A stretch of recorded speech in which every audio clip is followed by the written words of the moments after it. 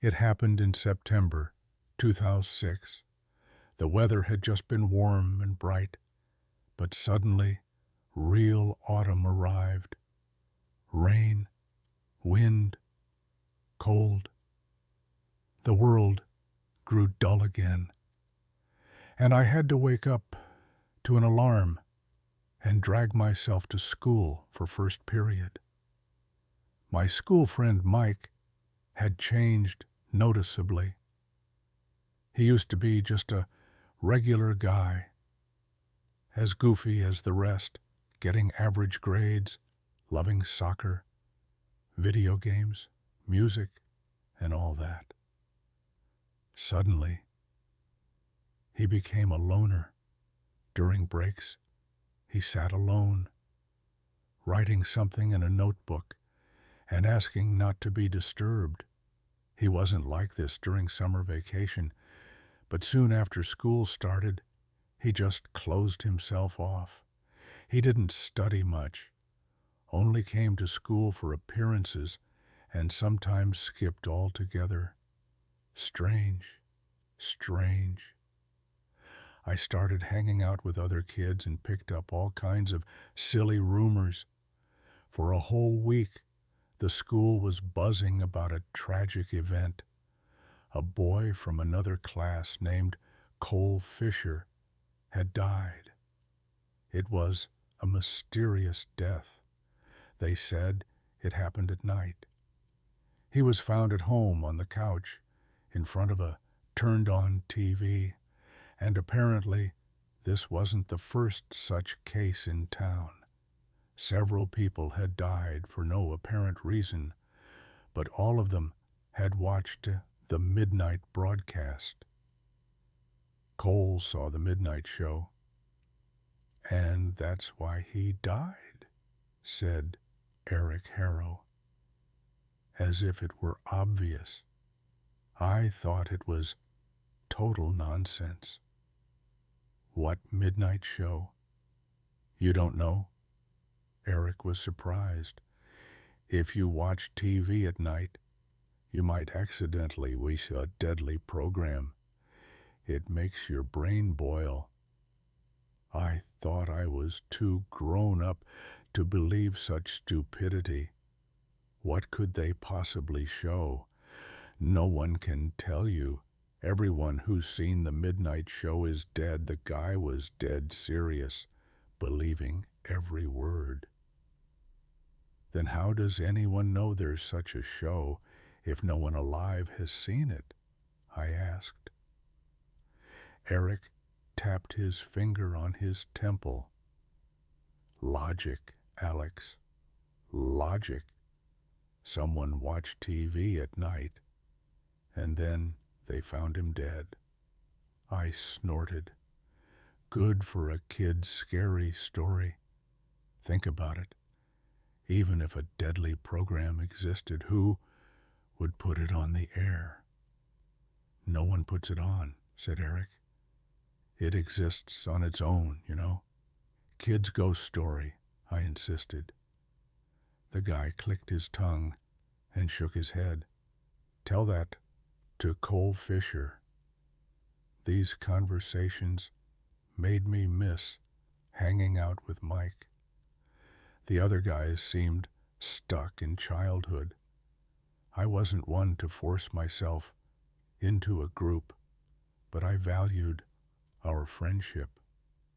My friend sat in the cafeteria, hoodie pulled down over his eyes, writing in his notebook and only pausing to sip his tea.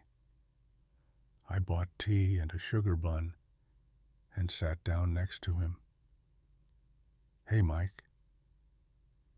Hey, he mumbled, not looking up. You okay? I asked. Fine, he answered automatically, not really listening. You've been pretty quiet lately, I noted.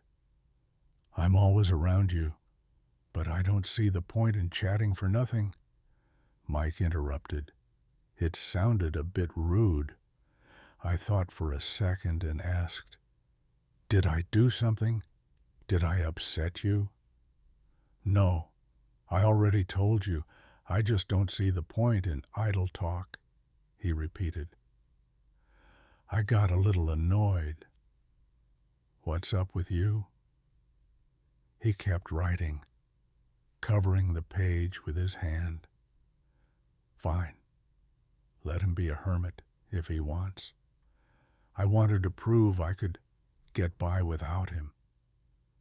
But I still missed him. Turns out making new friends isn't so easy.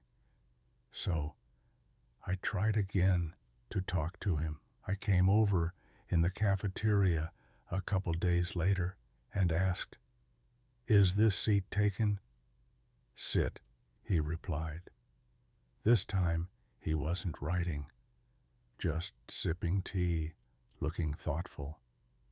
"You've changed," I said, trying to catch his eye. "You walk alone. You're always quiet." "I've got something to do now," Mike answered. "What?" I asked. "You wouldn't understand," he said, sounding arrogant.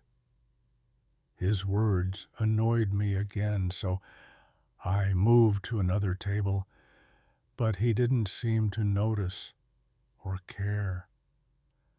I wished I could just forget about it, but I couldn't. I felt crushed by despair. Soon, though, it stopped being my biggest problem. On Thursday night, something terrifying broke into my life. I was sleeping soundly and don't know what woke me. My head was pounding, and there was a faint beeping in my ears, like a TV signal. I turned away from the wall and looked at the door. Pale light flickered underneath. Was my mom still watching TV, or had she just forgotten to turn it off? Mom? No answer, just strange, static noises. I reluctantly hauled out of bed, already annoyed. Music drifted from behind the door, a melancholic, repetitive tune, a slow waltz played on an old, slightly out-of-tune piano, or maybe a music box. I cracked the door open. In the living room, hypnotic light flashed, and that soft music played. Familiar crystal notes, something from childhood, like in a dream. I walked toward the sound. The TV flickered across the room. My inner voice told me not to look at the screen, but I couldn't resist. Something made me sink into an armchair. On the screen, colored static flickered, and behind it an indistinct image. Something spinning. I don't know why, but I just sat and stared, my brain switching off. The screen seemed to grow, stretching out to fill everything.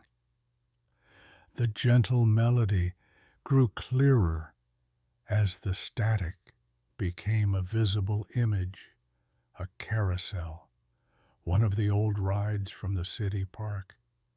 I recognized the fancy horses, the pumpkin carriage, the blue teacup, and the funny donkey with the worn saddle. The carousel spun to the soft notes. I didn't know if I was sitting in the living room or standing in the old park in front of the carousel. Dark green grass, gloomy sky, colorful figures passing by. Was this a dream? I thought the carousel was empty, but then I noticed a rider on one of the horses, or rather half a rider. Short legs and a bit of torso in blue rolled-up jeans and little sneakers just like I had as a kid. They were my childhood legs. I was seized by horror. I wanted to run but couldn't, wanted to close my eyes but couldn't. The out-of-tune music box played instead of thoughts. Half the body disappeared from view.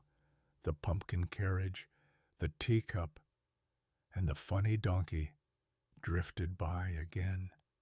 Then more empty horses, white, blue, pink, and on the gray one, the legs. I remembered there was a power strip near the armchair with the TV plugged in, but my body in the living room was outside this nightmare. I'd lost all connection to it. I could only hope my foot would obey, grab the cord, and yank it out, or I'd be stuck forever in that gloomy day before the old carousel. The screen went dark. I was in darkness, but I could still see a greenish square after image. My heart pounded as if I'd been running, even though I was sitting in the chair, the cord between my toes. I'd managed to unplug the TV, and it saved me. I don't even know how I did it. I jumped up in fright, ran to the kitchen, turned on the faucet, and drank from the cold stream. My throat was dry. My head ached as if hammers were pounding my temples, and my hair was damp with sweat. What the heck was that? A nightmare? A sleepwalking episode? That would be logical. But those rumors about the midnight show, something had crawled into my brain, dug up old memories, and mixed them with nonsense. As a kid, I both loved and feared that carousel, scared I'd fall, get sucked under, and be torn in half. They'd shown me a forgotten childhood fear. Maybe others saw something similar before their brains boiled. I couldn't sleep anymore. I sat in bed till morning, then dozed a bit until the alarm rang, got ready, and went to school. I couldn't wait to tell someone. I picked the one person who'd listen with no emotion or even total indifference. Mike. At lunch, he sat in the cafeteria with a mug of tea, wearing the same hoodie as last week. He'd never cared much about fashion, but this was too much. Stained clothes, pale face, dark circles under his eyes, blonde hair matted and sticking out from under the hood like old straw. He'd really let himself go with his so-called project. He was scribbling in his notebook, maybe drawing.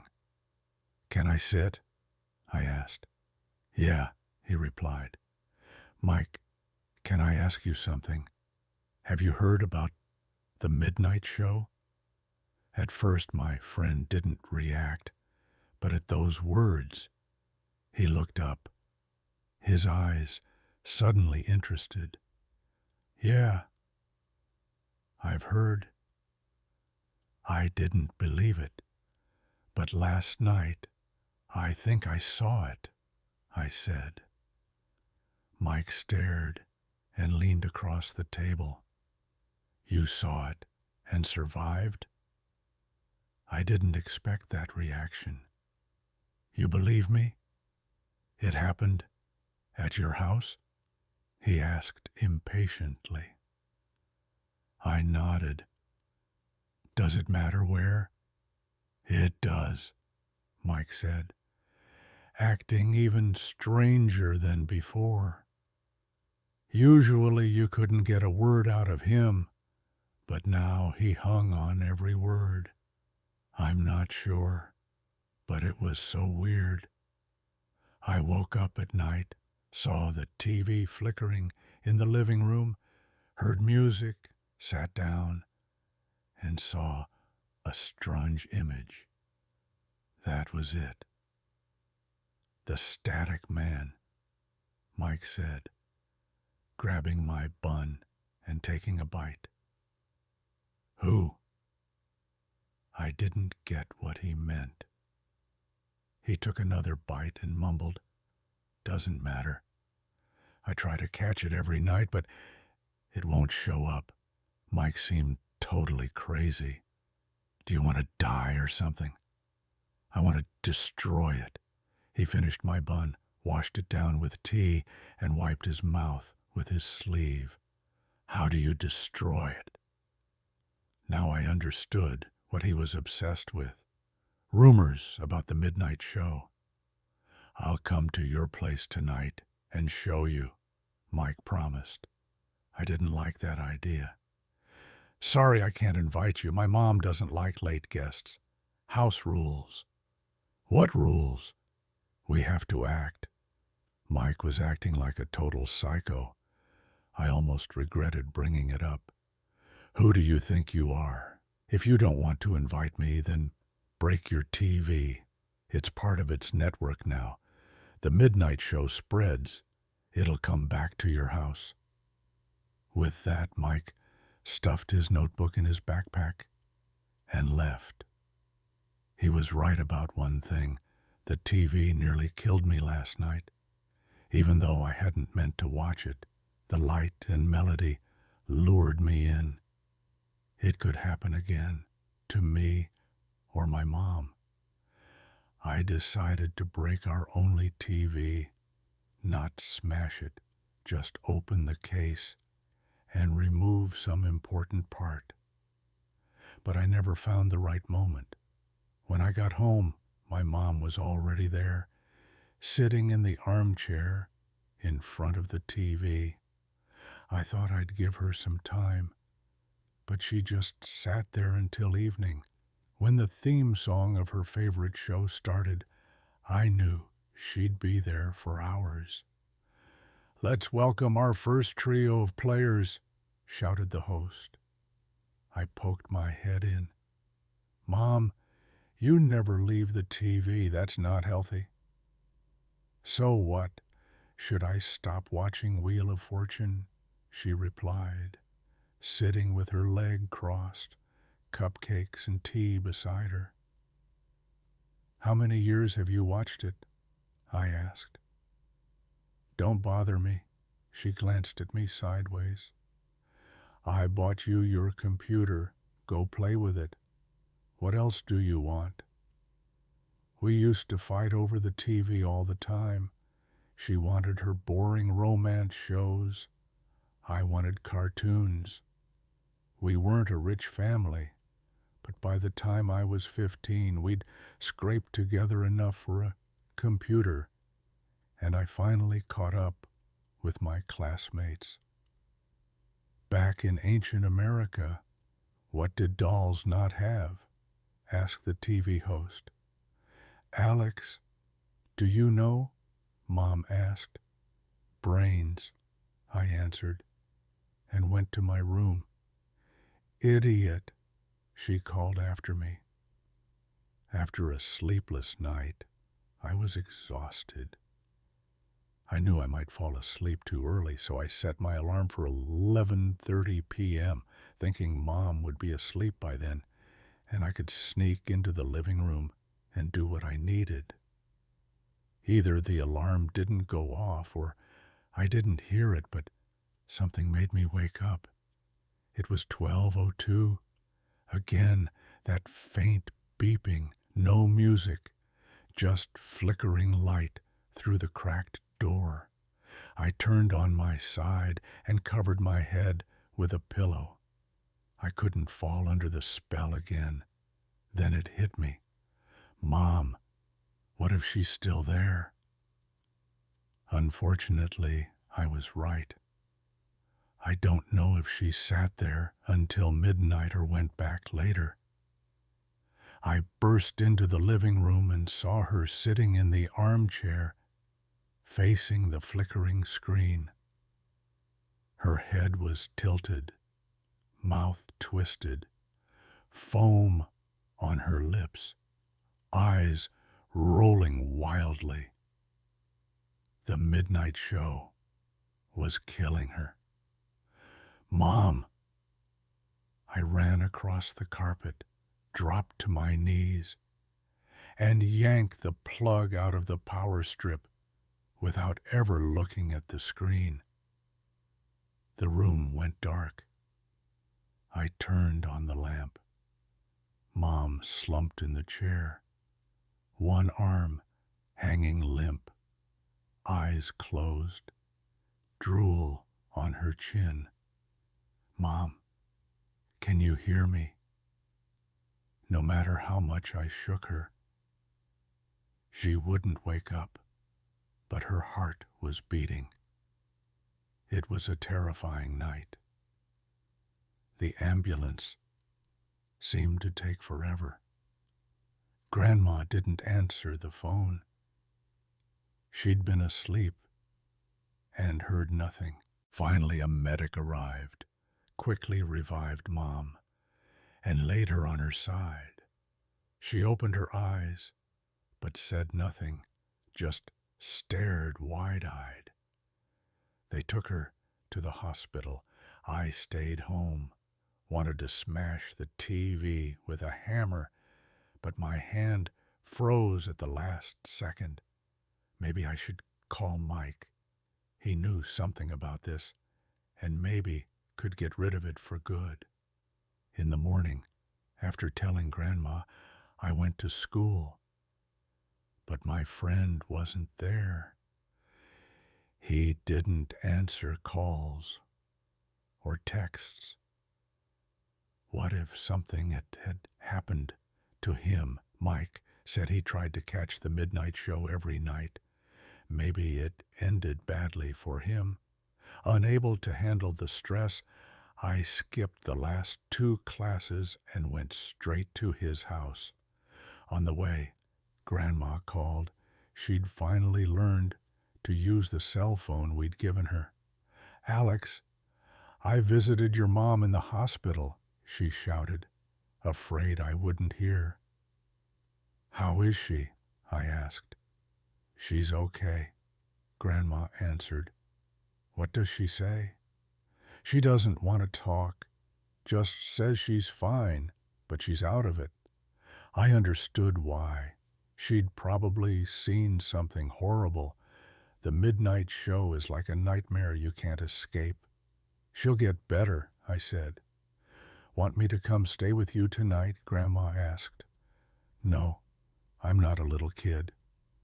"Well, as you wish." That was the end of our conversation.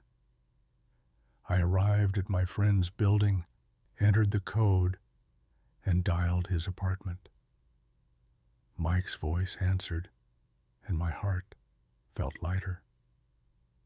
"Hey, Mike, it's Alex. Why weren't you at school?" "Skipped, needed sleep," he replied calmly, then buzzed me in. I went up to the 2nd floor. Mike stood in the doorway, looking sleepy and disheveled. "You here for a reason?" he asked.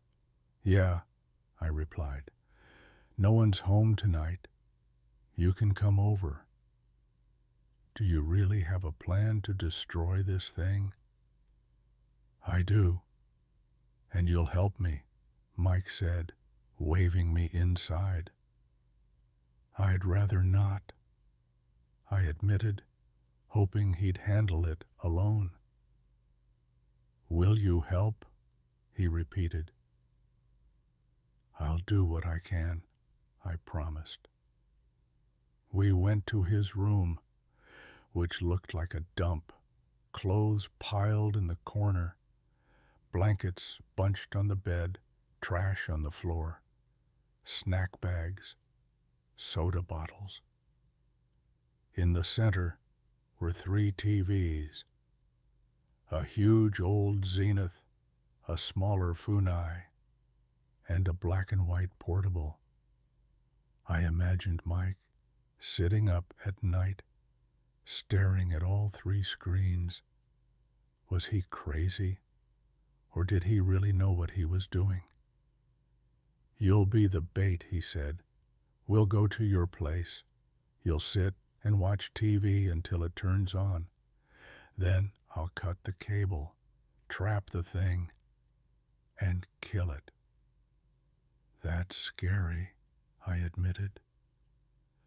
Mike came closer, his gray eyes shining like polished silver. He poked me in the chest. "You know what we're doing? Stopping a silent invasion. This isn't just a phenomenon. It's a living being from another world. It studies people from the inside to become like us. If we don't stop them, they'll spread everywhere like a virus." "Them? There's more than one?" I asked. "A lot more," Mike confirmed. "We need to kill them all." I wanted to ask what had changed him and how he knew all this, but I was afraid to be disappointed. I wanted to believe Mike knew more than the others. Maybe he'd become a ghost hunter. He seemed to have lost all emotion. I told him what happened to my mom. He just said, "Will she recover?" "If she survived, she'll be fine," Mike replied. We spent most of the evening in silence. My job was to sit in the chair in front of the TV while Mike explained what he planned to do. He took a ring of sausage from my fridge and tore at it with his teeth, sitting on the windowsill. The lamp was on in the room, and I could see my reflection in the dark TV screen. Hear Mike chewing behind me. Suddenly, the lamp flickered. That was the last thing I heard before I was pulled into a nightmare. The image hit my brain instantly, transporting me to another place, a city park where an old carousel spun to the music of a broken music box. Horses, frozen in running poses, passed before my eyes, followed by the pumpkin carriage, blue teacup, and funny donkey. I turned, but didn't see the room, just the park, a funhouse with crooked mirrors, a cotton candy stand, no ceiling, but a cloudy sky, damp green grass underfoot. My sneakers were soaked. In my small hand was a ticket. The air smelled of rain, burnt sugar, popcorn, wood shavings. The cold air stung my skin. I needed to jump onto the carousel, but I was afraid I'd get sucked under. Sometimes the air glitched with static, the image breaking up and then sharpening again. The slow waltz looped a few notes. My head hurt. Was I dying or already dead? The midnight show had swallowed me whole. "Mike," I screamed in a child's voice, "get me out of here." My words dissolved into static, as if this reality demanded silence. The carousel kept spinning. The static gathered in one place in front of me, taking shape, finally forming a silhouette. A person made of TV static. Its shifting form hurt my eyes. Mike was right. The midnight show was a living creature. The static man reached a trembling black and white hand toward my face, long fingers aiming for my eyes. Maybe he was going to crawl into my head. I heard a sharp bang and the sound of breaking glass. Everything vanished. Darkness. Was this death? Then why was my heart still beating, my lungs breathing, my head aching? There was a soft click, and the lamp came on. I was sitting in the chair, a shattered TV in front of me. Thick, dark slime oozed from the hole in the screen. Mike stood nearby, smiling. "Did it work?" I asked, feeling exhausted. "Yeah, the static man is dead. Thanks for your help," Mike said. "Any time," I replied, trying to stand, but failing. It felt like I'd unloaded 3 freight cars. "Do you really want to help?" Mike asked seriously. "I've got a job for you. I'll have to think about it," I answered, realizing what he wanted me to sign up for. Helping him hunt these creatures. It probably wasn't safe work.